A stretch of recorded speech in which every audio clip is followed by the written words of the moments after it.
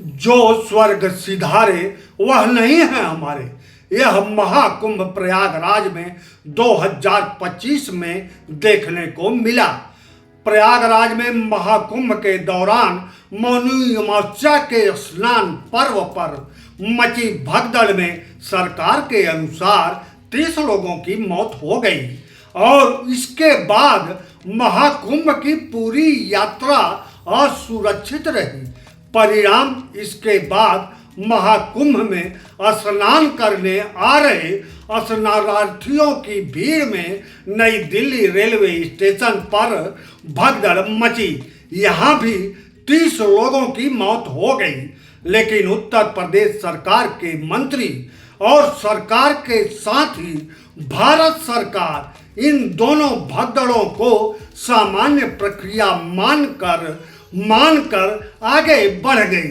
इन 60 मृतकों के परिजन संबंधी विलाप करना चाहे तो उत्तर प्रदेश के सरकार के मुखिया योगी आदित्यनाथ ने विधानसभा में इन भगदड़ों पर कहा कि महाकुंभ में गिद्धों को ही लाशें दिखी और सुअरों को गंदगी दिखी। उत्तर प्रदेश और भारत सरकार ने इन 60 मृतकों पर ऐसा रवैया अपनाया कि जो स्वर्ग सिधारे वो नहीं है हमारे, वो नहीं है हमारे, और आगे बढ़ गई।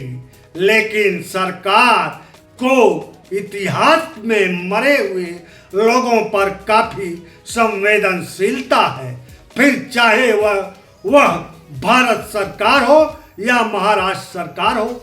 और इतिहास में मारे गए चाहे औरंगजेब हो, मारे नहीं मरे औरंगजेब हो, चाहे नेहरू हो, चाहे इंदिरा गांधी हो, चाहे राजीव गांधी हो या फिर चाहे महात्मा गांधी हो, वर्तमान सरकारें इन मरे हुए इतिहास पुरुष के कमियों पर ही वर्तमान खड़ा करना चाहती है। इस भारतवर्ष की पूरी राजनीति इतिहास में मरे हुए लोगों पर टिकी है। वर्तमान में जो मर जाए, चाहे वह 3 हो, चाहे वह 30 हो, चाहे 3000 हो या फिर 30,000 हो, वर्तमान सरकार इन्हें स्वर्ग सिधारे ही मानती है, चाहे वह महाकुंभ में मरे या मणिपुर में मरे। वर्तमान सरकार एक सिद्धांत पर पूरी तरह टिकी हुई है। झगड़ा कहां से निकल सकता है, जिससे एक समूह को बदकही का सुख प्राप्त हो, और सत्ता सुख समूह ही दे सकता है और सरकार ही सत्ता सुख दे सकती है।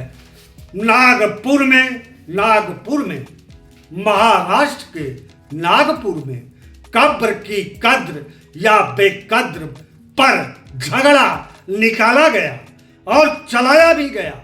सरकार इसे अफवाह की देन बता रही है और अफवाह ही सरकार चला रही है। नहीं तो इस 21वीं सदी वैज्ञानिक युग में कब्र या मरे हुए लोगों की उपयोगिता यथार्थ में क्या है, यह कोई सवाल ही नहीं है।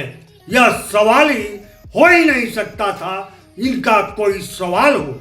इतिहास से प्रेरणा लिया जा सकता है तो झगड़ा भी किया जा सकता है। ठीक उसी तरह जिस तरह धर्म से विश्वास आता है तो अंधविश्वास भी आता है। वर्तमान में सरकार जानती है इतिहास से और धर्म से झगड़ा और अंधविश्वास में बहुमत है, इसे बरकरार रखना होगा। और राजनीति के विपक्षी इसकी काट में भी झगड़ा और अंधविश्वास की ही राह पकड़ रहे हैं। यही समय है, यही एक पढ़े लिखे बुद्धिजीवी भारत की सबसे अधिक जरूरत है, जिसकी खोज वर्तमान में जनता ही करेगी या जनता को ही करना होगा।